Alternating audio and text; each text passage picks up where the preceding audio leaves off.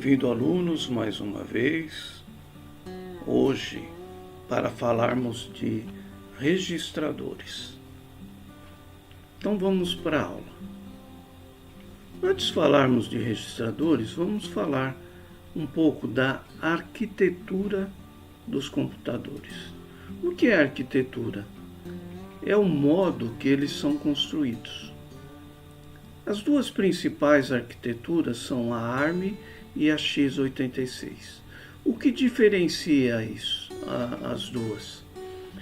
A ARM, ela consome menos energia e gera menos calor. Por isso que essa arquitetura é utilizada nos celulares. O celular não tem o cooler para esfriar o processador. Já a x86, ela exige esse cooler porque ela gera muito calor. E a x86 já tem de 66 bits. O que seria 66 bits? É a quantidade de bits que ele trata por vez. Nós já estamos na 5ª geração de computadores e essas novas arquiteturas permitem que o hardware e o software básico e o software aplicativo conversem, né? Então a x86 ela tem uma BIOS, a ARM não tem BIOS, ela tem um bootloader e a ARM é usada mais em celulares e a x86 nos desktops. Ambas aceitam o sistema operacional Android, com Linux também, mas o Windows é mais utilizado na x86. Para entendermos um pouquinho de arquitetura, nós vamos falar de barramento.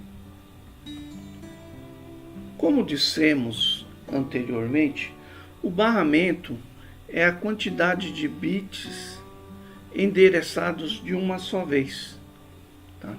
Então, como que a minha máquina trabalha? 8 bits, então ele está recebendo 8 bits por vez. 16 bits, então ele trabalha recebendo e mandando 16 bits por vez. E assim por diante. Bom, vamos falar disso um pouquinho mais. Nós temos o barramento do processador, tá? Que é responsável pela comunicação entre o processador, né, com todos os seus periféricos, né? Temos o barramento de endereço, tá? Que indica aonde os processos devem ser extraídos ou para onde eles vão. Temos um barramento de entrada e saída, tá? Esse nós vamos trabalhar melhor, porque nós vamos falar de registradores, nós vamos ter que entendê-lo melhor. E temos o barramento de memória, que é o responsável pela conexão da memória, né, ao processador. Então nós temos esses barramentos. Nós falamos que o barramento é a quantidade de bits tratados por vez, né, de cada vez. Mas o que é um bit? Um bit é a divisão do byte. O byte, ele tem 8 bits sempre. Então eu tenho um byte, são 8 bits.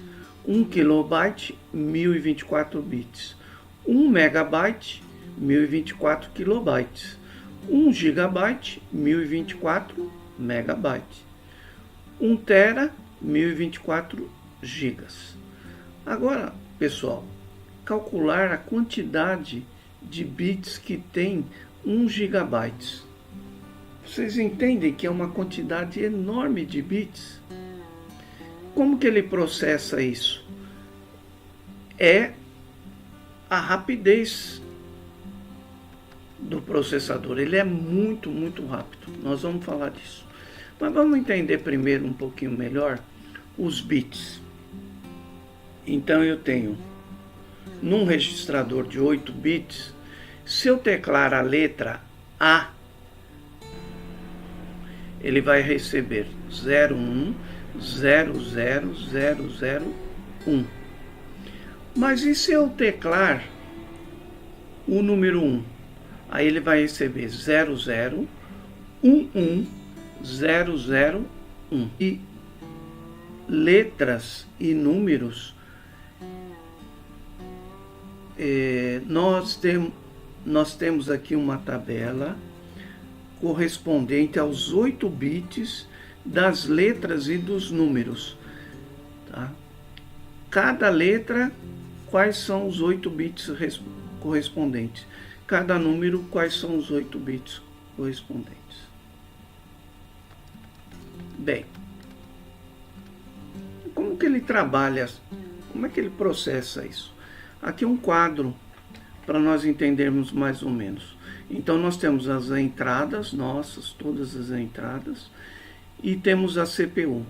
Ele utiliza uma memória RAM, uma memória ROM, tá? E ele armazena os dados nas diversas mídias.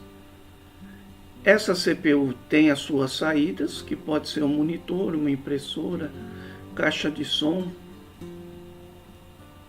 né, ou indicadores luminosos. A grosso modo é assim que funciona. Mas se nós formos detalhar um pouquinho melhor, nos aprofundarmos mais. Bom, então eu tenho uma instrução, a minha unidade de controle recebe essa instrução através do contador de programas e através do registrador de instruções. Eu tenho também aqui os controles internos, tá? Onde nós temos o MBR, o MAR, tá? O MBR é para dados, o MAR é o endereço desses dados. E eu tenho uma unidade lógica aritmética. Em resumo, é assim que nós trabalhamos. Mas, como é que funciona? Primeiro, a unidade lógica aritmética.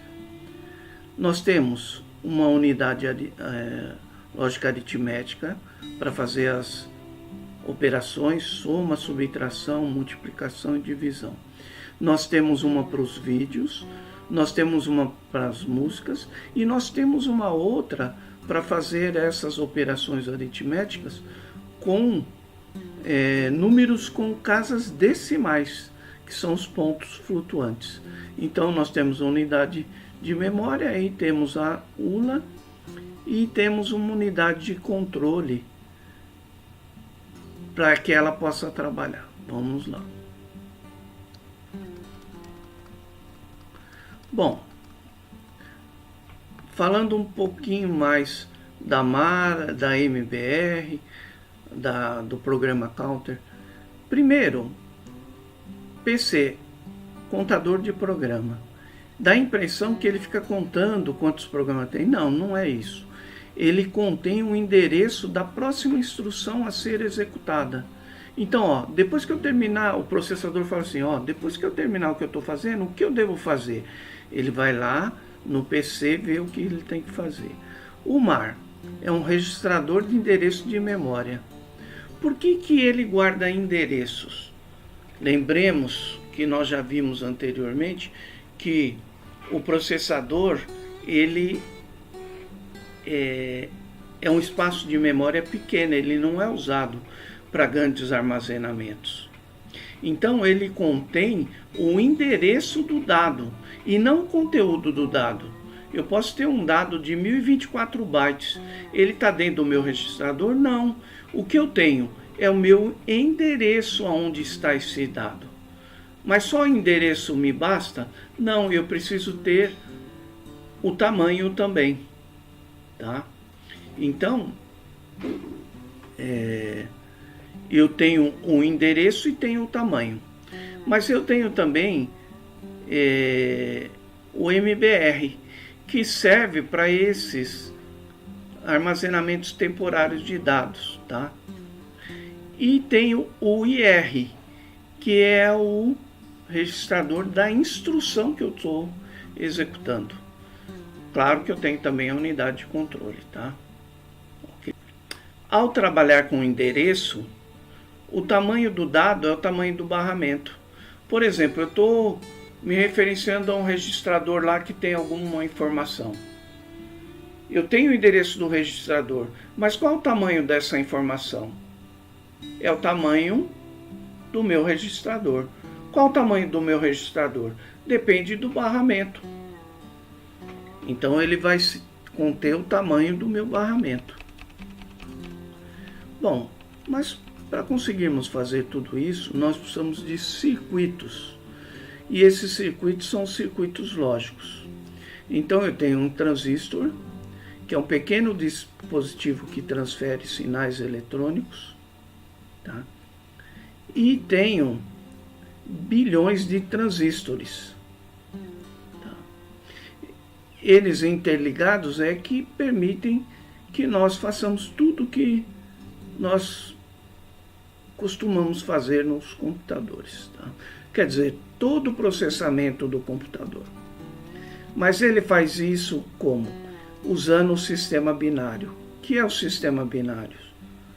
0 e 1, ligado e desligado. Aqui mostra bem isso. A lâmpada está desligada, porque o meu interruptor está desligado. Se eu ligá-lo, a lâmpada acende. Então eu só tenho duas opções. Ou ele está ligado ou está desligado. Então, no transistor aqui, ou ele está recebendo a corrente, ou ele não está recebendo corrente. Então, tem corrente, está ligado, não tem corrente, está desligado. Através disso, foi criada uma lógica booleana. Tá? Essa lógica booleana é que nos permite fazer todo o processamento através apenas de valores verdadeiro ou falso. Nós temos 5 elementos: entrada, saída, controle, processamento e memória. Através disso, nós conseguimos executar tudo no nosso computador. Bom, a lógica booleana trabalha com transistores, com portas lógicas. Quais são essas portas lógicas? NOT, OR, AND e XOR. Então, NOT, ela tem uma entrada e uma saída.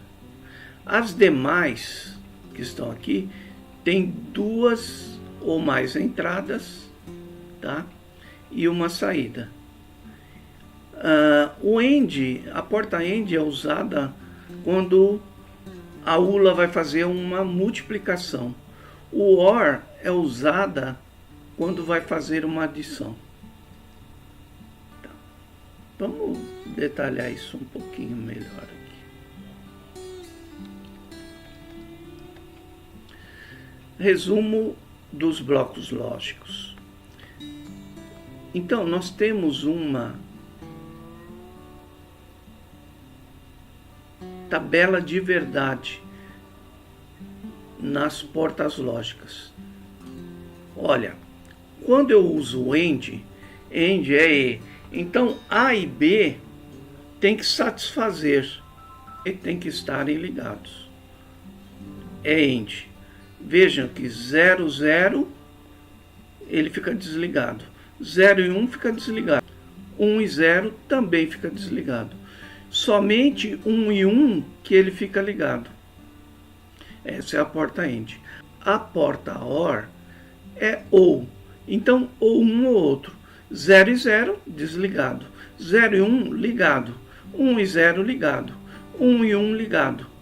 Então, o 1 e 1, um ou outro ligado, ele liga. Então, os dois estão ligados, não importa. Ele vai lá e liga. Que um deles estando ligado, ele liga. O NOT inverte. Se tiver desligado, ele liga. Se tiver ligado, ele desliga. O NOT END, ele faz o contrário do END. Tá? Repare que ele fala A e B ligado. Então, NOT END, ele fala A e B ligado. Ligou o END? Não. Então ele inverte e liga. Tá? Toda operação de END fica invertida. Olha aqui em cima. Ó. O END aqui em cima está 0, 0, 0, 1. No NOT END ele fica 1, 1, 1, 0. Repare que é exatamente o contrário. O NOT OR é a mesma coisa. Ó, o OR tá OR 0, 1, 1, 1. O NOT OR tá 1, 0, 0, 0. Quer dizer, é o inverso do OR. E o XOR, ele só liga se um dos dois estiver ligado. Os dois estando ligados aqui, ele não liga. Reparem que o OR aqui em cima, os dois estavam ligados, ele ligou. Aqui embaixo, os dois ligados, ele não liga. Esse é o XOR. A diferença entre o XOR e o OR é que quando os dois satisfazem, ele não acata. O OR, quando os dois satisfazem, como é um ou outro, ele acata, ele liga. Tá? Os registradores. Ele tem um custo alto, uma velocidade alta e uma capacidade baixa. Quer dizer, ele armazena muito pouco. E aqui nessa tabela a gente vai ver aqui, ó, que aqui embaixo o custo é baixo, a velocidade é baixa e a capacidade é alta. Memória secundária. O custo é baixo em relação aos registradores. A velocidade é baixa também em relação aos registradores. E a capacidade é alta. O registrador não consegue armazenar grandes volumes de dados, ele não é para isso. Tá? Então, a memória mais rápida que existe é a dos registradores. Depois vem a ROM, né? Aí vem a cache e a principal. Bom, aqui estamos mostrando isso, né? Registrador, a cache, a RAM, o disco e a fita magnética. O mais rápido aqui é o registrador, tá? A cache também é muito rápida, por isso que ela é usada em vários processamentos. Bom, registradores. Nós temos um registrador de propósito geral. Repare que o registrador ele trabalha com bits. Então nós temos 16 registradores de R0 a R15. Nós vamos falar um pouquinho deles. E os registradores trabalham com bits. Qual a quantidade de bits? Depende do barramento. Nesse caso aqui o barramento é 32 bits. Então ele vai trabalhar 32 bits de cada vez. Ok? Um dado no registrador é tratado com endereço e tamanho. Quando eu tenho uma informação no registrador, eu não tenho o dado lá. Eu tenho o endereço dela e tenho o tamanho dela.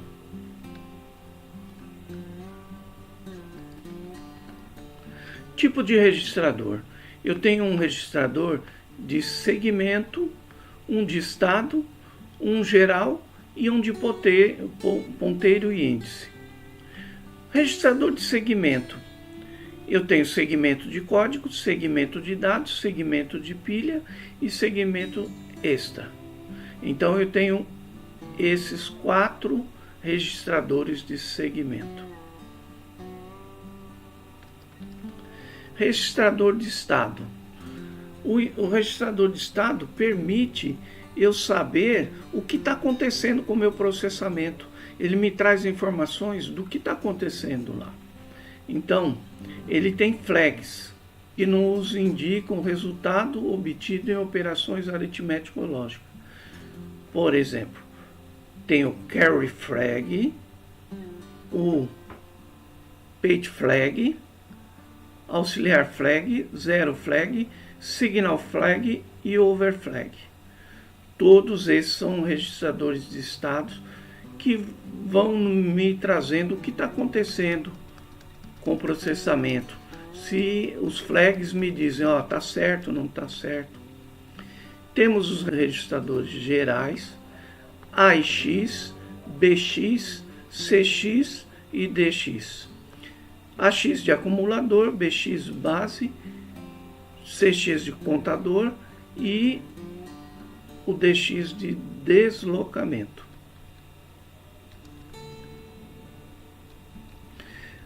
Registro de ponteiro e de índice. Ponteiro de pilha, ponteiro base, ponteiro de fonte e ponteiro de destino.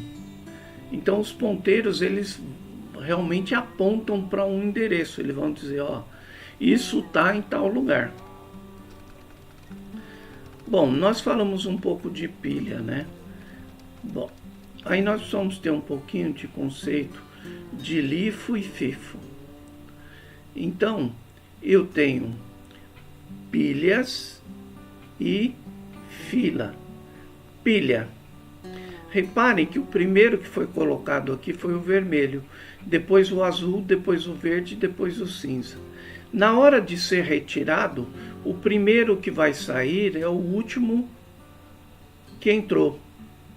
Então a pilha funciona assim. O primeiro a entrar é o último a sair. A fila já é o contrário. O primeiro a entrar, aí o segundo ficou embaixo, o terceiro ficou embaixo e o quarto ficou embaixo. O primeiro a sair é o primeiro a entrar. Então, quando a gente fala de pilha e fila, a gente tem que ter esse conceito. A pilha, o primeiro a entrar é o último a sair. A fila, o primeiro a entrar é o primeiro a sair.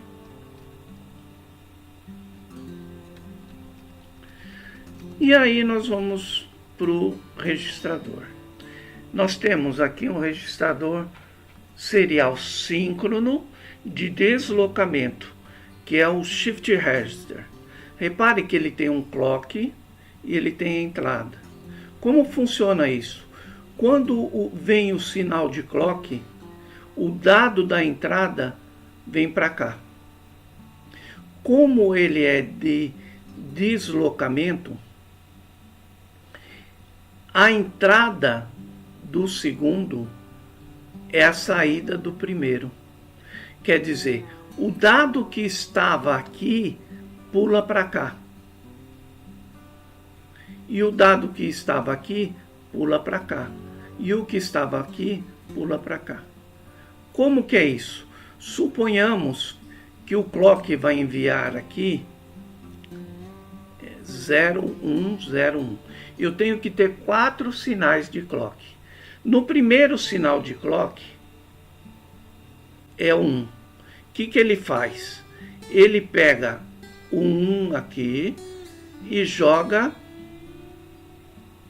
Eu ativei o clock. Ele pega o 1 que está aqui e joga para cá. Aí o que ele vai fazer? Aqui está 0. Ele vai jogar o 0 para cá. Aqui está 0. Ele vai jogar o 0 para cá. Aqui está 0. Ele vai jogar o 0 para cá. Entende? Então fica 1, 0, 0, 0. Agora aqui o segundo, esse aqui, ó. Qual que é o número? 0. O que ele vai fazer? Ele vai jogar o 0 aqui, e esse estava com 1, ele vai jogar o 1 aqui, esse estava com 0, vai jogar o 0 aqui, esse estava com 0, vai jogar o 0 aqui. Vai ficar 0, 1, 0, 0. E assim subsequentemente, até o fim vai ficar 0, 1, 0, 1. Que está aqui, ó, 0, 1, 0, 1. Tá? Aqui é o registrador de deslocamento. Tá? Síncrono. Ok? Então vamos lá. Tem um tipo de registrador que é muito usado, o SR, que é representado aqui. Tem o JK também. SR é de 7 e reset, tá? O 7 é o dado que está aqui. O reset é o dado que está aqui. Ou ele está enviando o dado, ou ele está resetando. Ele não pode estar enviando o dado e resetando ao mesmo tempo. O JK, ele faz isso. Ele permite. Aqui não, aqui ele dá erro. Então, ou ele está enviando o dado, tá? Aí o sinal de clock pega esse dado e envia para cá, ou ele está resetando, ao sinal de clock ele pega esse dado e envia para cá. Ou está enviando o dado ou está enviando o reset, tá? Esse é o JR.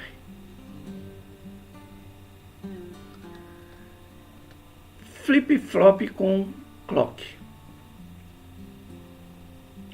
Sistemas digitais funcionam de duas maneiras: assíncrona ou síncrona, tá?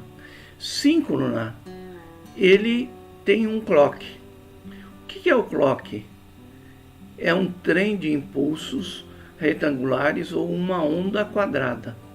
Geralmente é distribuído por todo o sistema, fazendo que a maioria das saídas só mudem quando ocorre uma transição de sinal. Quer dizer, o clock é uma transição de sinal, tá? Eu posso ter a subida ou a descida do clock. Então, o elemento clock, ele tem ciclos. O ciclo pode ser mais demorado ou mais lento. Aí eu tenho a velocidade do clock. O ciclo é um intervalo de tempo entre o início da subida ou descida de um pulso até o início subida ou descida de outro pulso. Então quer dizer aqui, ó, subida, depois ele permanece, descida, tá? Isso é um ciclo do clock, tá? E isso é muito, muito, muito rápido, gente. Ok? Só para a gente entender melhor, ó. Aqui eu tenho a transição, tá? Com tempos diferentes. Ok? Aqui ele foi mais rápido, aqui ele foi mais demorado, tá? Mas aqui é a subida do clock e a descida do clock.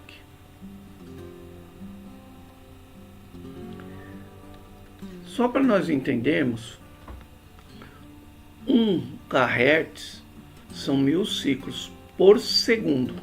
Imagina 1000 ciclos em 1 segundo.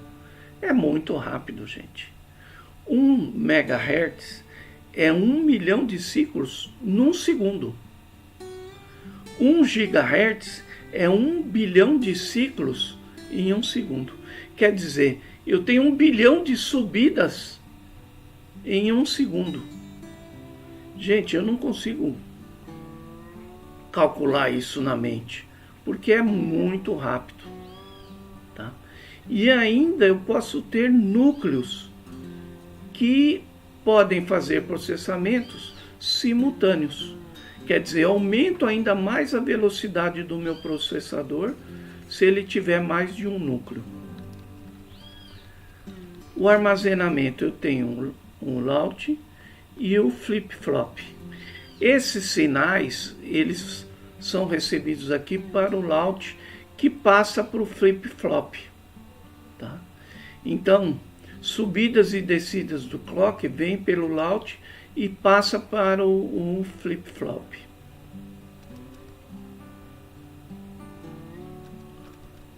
Olha, nós já falamos do SR síncrono, agora nós vamos falar do assíncrono, né? E existe também o JK. Como que funciona? Olha aqui, ó, eu tenho reset e eu tenho set. Reparem que ou ele vai vir aqui no set, ou vai vir no reset. Estou resetando, então eu ligo o reset e envio para cá. Aqui está vendo que é um NOT, que nós vimos, operando lógico NOT, ele vai inverter.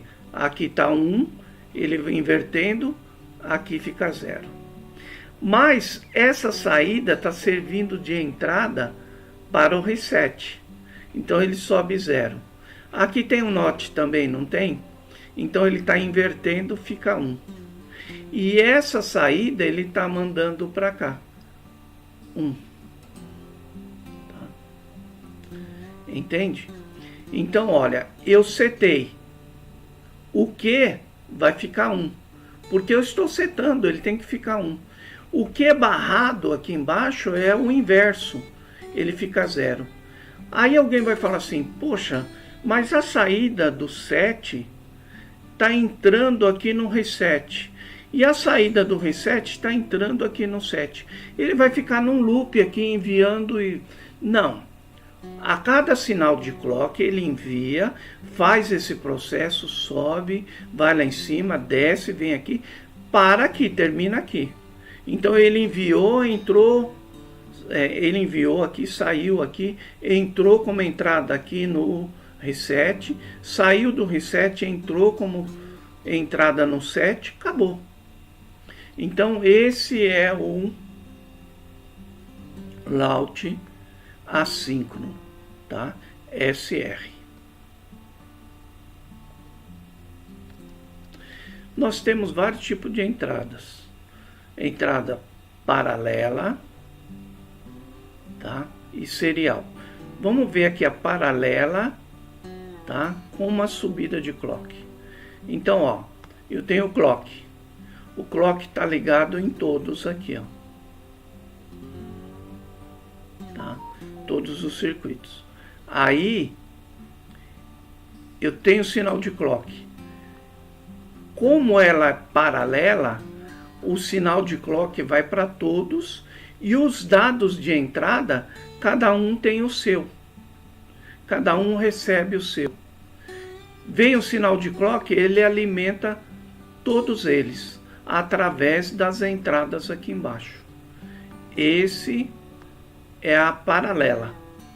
Com um sinal de clock apenas, ele tem todas as subidas dos dados. Mas eu tenho também o serial. Olha aqui, eu tenho paralelo aqui e tenho a saída serial. Eu posso ter também uma entrada serial. Tá vendo que aqui é serial? Aqui paralela tem um para cada. A serial tem um só saindo ao mesmo tempo. Aqui também eu tenho a serial, tenho todos aqui, e tenho uma saída para cada um. Essa é a diferença entre o serial e o paralelo.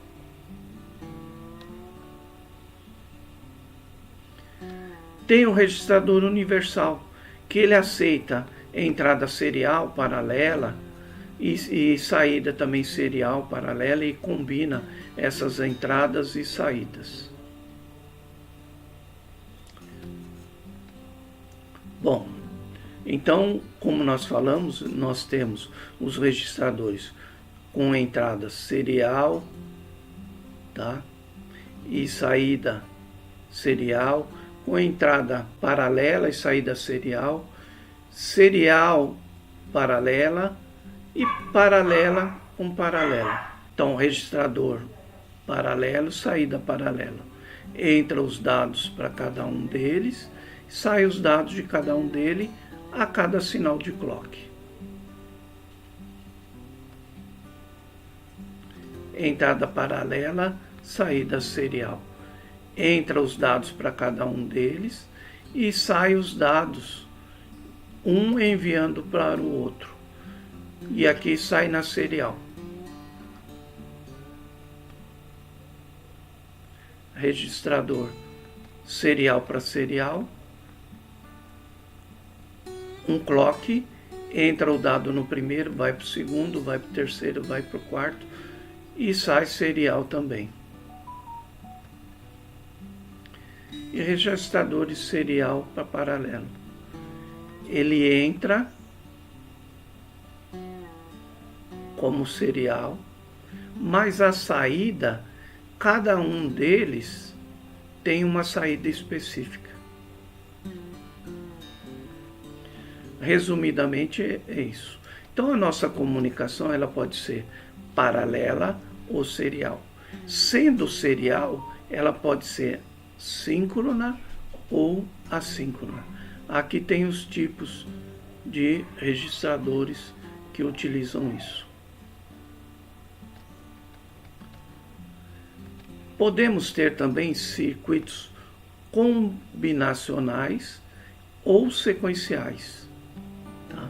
O combinacional depende das suas entradas.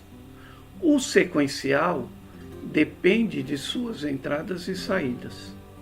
Quer dizer o seguinte, aqui no sequencial eu tenho a saída de um ligado na entrada do outro. Bem, meus amigos, sobre registradores, era isso que nós tínhamos para falar hoje. Esperamos vocês numa próxima aula. Obrigado e até a próxima.